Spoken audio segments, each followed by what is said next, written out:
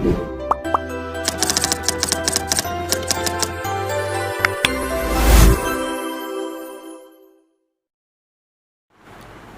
दोस्तों, हंसवाहिनी competition classes में आपका स्वागत है। आज हम चक्रवृद्धि ब्याज के जो चैप्टर चल रहा था आपका चक्रवृद्धि ब्याज, उसमें जो हाफ ईयरली वाले क्वेश्चन पूछे जाते हैं यानी कि अर्धवार्षिक क्वेश्चन, वो हम आज की क्लास में बताने वाले हैं कि किस तरह से हमारा जो अर्धवार्षिक चैप्टर के तौर पे एक जो क्वेश्चन पूछा जाता है वो किस तरह से क्या पूछा जाता है, उसका बेसिक क्या है। तो पहले हम बेसिक समझाएंगे, फिर इसके बाद हम क्वेश्चन की तरफ चलेंगे। तो समय ना बर्बाद करते हुए आपको लेके चलते हैं क्लास की ओर। तो देखो इधर क्लास क्या है, लिखा है सामने, चैप्टर का नाम है चक्रवृद्धि ब्याज। हमें क्या पता करना है आज, हाफ ईयरली यानी अर्धवार्षिक। अब अर्धवार्षिक होता क्या है पहले तो वो समझो। देखो इधर ये क्या है, वार्षिक। वार्षिक में कितने महीने होते हैं, तो 12 महीने होते हैं। कितने महीने, 12 महीने। लेकिन हमें क्या पढ़ना है, अर्धवार्षिक पढ़ना है। तो देखो इधर इसमें क्या है, अर्धवार्षिक का मतलब समझो। अर्धवार्षिक आपको जो लिखा है उससे ही समझ में आ रहा होगा। अर्धवार्षिक का मतलब आधा। यहाँ कितने महीने थे, 12, तो यहाँ पर कितने महीने हो जाएंगे, 6 महीने हो जाएंगे। ठीक है। लेकिन जो अर्धवार्षिक में किस तरह से दर में हम कैलकुलेशन करते हैं और समय में किस तरह से कैलकुलेशन करते हैं, उसका मैटर क्या होता है, कॉन्सेप्ट क्या होता है, पहले वो समझेंगे। ये तो आप समझ ही गए होंगे, वार्षिक का मतलब 12 महीने, अर्धवार्षिक का मतलब 6 महीने आता है। इसमें कितने महीने आता है, 6 महीने। और आपको पता ही है 12 महीने मतलब 1 साल। क्या होता है, 1 साल। ये तो ईजी है, सबको पता होता है। ठीक है। लेकिन इसमें बात करते हैं हम अर्धवार्षिक की। तो देखो कॉन्सेप्ट क्या है सवाल में, जैसे मान लो रेट आपकी 10% की है। कितने परसेंट की है, 10। और समय आपका है मान लो 1 साल का है। कितने साल का है, 1 साल का। तो किस तरह से क्या होता है, आपको अर्धवार्षिक दिया है 6 महीने। जब हम अर्धवार्षिक का 12 महीने, यानी कि आपको पता है 1 साल में 12 महीने होते हैं और अर्धवार्षिक में 6 महीने। तो जब हम इसे कैलकुलेशन करते हैं तो कितना आ जाता है, ये 2 आ जाता है। यानी कि ये 2 बार आ जाएगा, ये 2 बार आ जाएगा। तो समय आपका कितना बार निकला, 2 बार। यानी कि 12 को हम किस तरह से बांटते हैं, 6-6 महीने में बांटते हैं। 6 महीने ये, 6 महीने ये आपका मंथ हो गया। ठीक है। और ये आपका मंथ हो गया। ठीक है। आपको पता है 12 मंथ में 6 महीने इधर, 6 महीने इधर, तो प्लस टोटल कितना होता है, 12 मंथ होता है। ठीक है। अब हम क्या करेंगे, जब हमने इसको कैलकुलेशन किया, 6 महीने का भाग हमने 12 महीने में दिया तो कितना बार आ गया, 2 बार आ गया। अब ये सब अर्धवार्षिक में 2 का खेल होता है। तो रेट को हम क्या करेंगे, रेट को हम आधा करते हैं। 10% है इधर, तो यानी कि 10/2%, यानी कितना आ जाएगा, 5%। ठीक है। और समय में क्या होता है, समय में इसका गुणा हो जाता है। 1 साल है तो 1 साल का गुणा किस में करेंगे, 2 का करेंगे। तो कितना आ गया, 1 दूनी 2। तो यहाँ पर देखो 1 साल में जब हम 2 का गुणा करते हैं तो यहाँ 2 साल नहीं आती है, यानी कि 2 बार आता है। यानी जब भी कोई सवाल को कैलकुलेशन करेंगे वो हम टाइम के अकॉर्डिंग 2 बार कैलकुलेशन करेंगे, याद रखना है। तो ये तो छोटा सा कॉन्सेप्ट है अर्धवार्षिक का। लेकिन सवाल किस तरह से पूछा जाता है, तो सवाल में हम आपको ये सब चीज़ें पुट करके बताएंगे, तब और ज़्यादा समझ में आएगा। लेके चलते हैं आपको सवाल की ओर। तो देखो सवाल क्या है, तो सवाल को पहले पढ़ेंगे, उसमें जो दिया है तो पहले वो लिखेंगे, फिर हम आपको बताएंगे कि अर्धवार्षिक का मैटर क्या होता है, किस तरह से क्या लिखा जाता है। यदि ब्याज की गणना अर्धवार्षिक चक्रवृद्धि रूप में पूर्णांक के निकटतम की गई है तो 7200 रुपये की धनराशि पर 20% की वार्षिक दर से 18 महीनों के लिए चक्रवृद्धि ब्याज रुपए में कितना होगा। हमें क्या निकालना है, CI निकालना है, चक्रवृद्धि ब्याज निकालना है। तो देखो इधर जो सवाल में दिया है पहले तो वो लिखेंगे। सवाल में क्या दिया है आपको पता होना चाहिए, 7200 रुपये, यानी कि ये P दिया है 7200 रुपये। ठीक है। अब इसके बाद दर कितनी है, यहाँ 20% है, रेट जो है वो 20% है। दर 18 महीनों के लिए, समय कितना है, 18 महीने हैं। कितने महीने हैं, 18 महीने।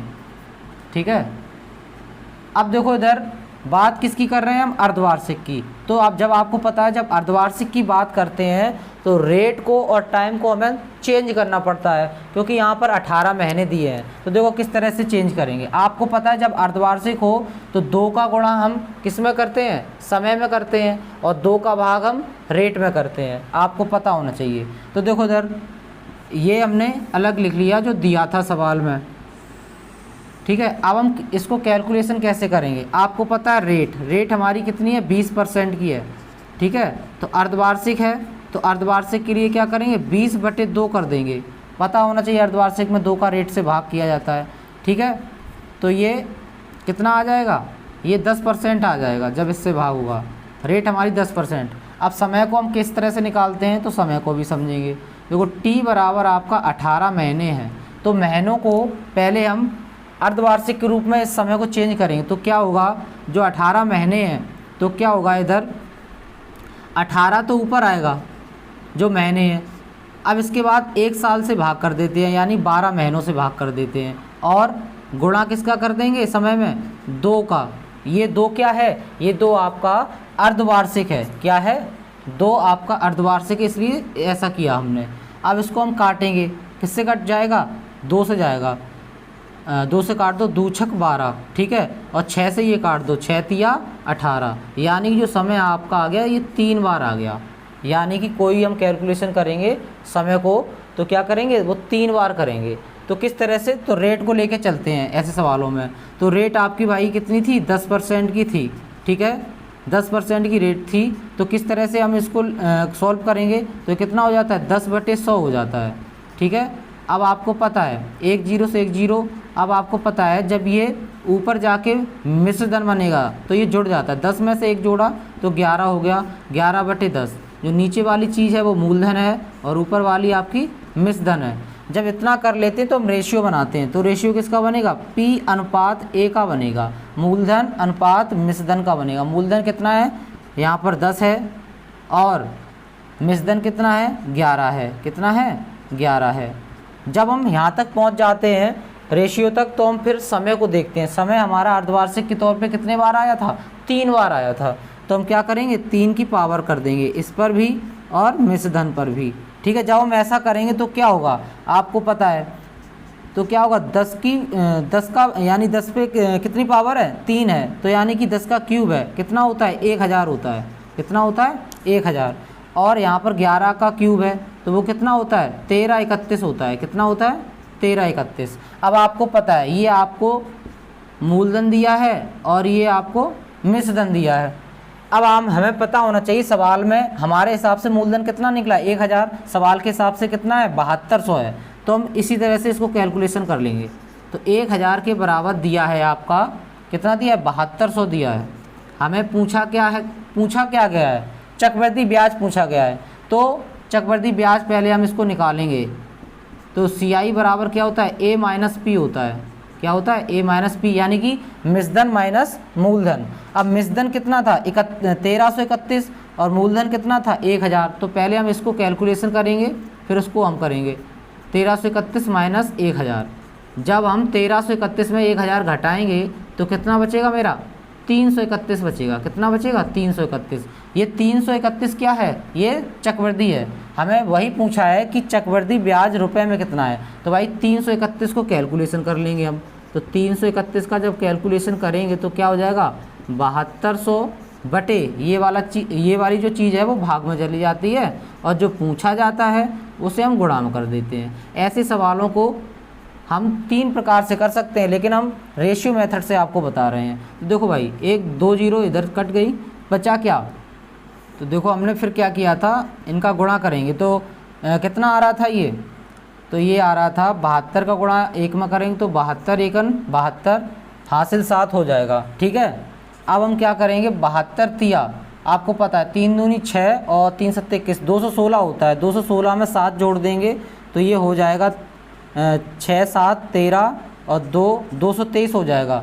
तो यहाँ पर 3 लिख देंगे, यानी कि हासिल कितना हो जाएगा आपका? 22 हो जाएगा। फिर 72 तिया 216, 216 में हम 22 जोड़ें तो कितना हो जाएगा? कैलकुलेशन करने से 6 6 2 8, 2 और 1 3, 2 यानी 238 होगा, तो 238 को इधर लिख दिया। अब आपको पता है बटे में कितना था, 10 था, यानी कि 1000 था, 2 जीरो कट गई थी तो 10 बचा था।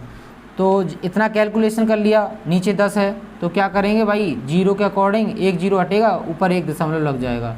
तो किस तरह से करेंगे, यहाँ सही से सेट कर लें हम ऊपर, ठीक है।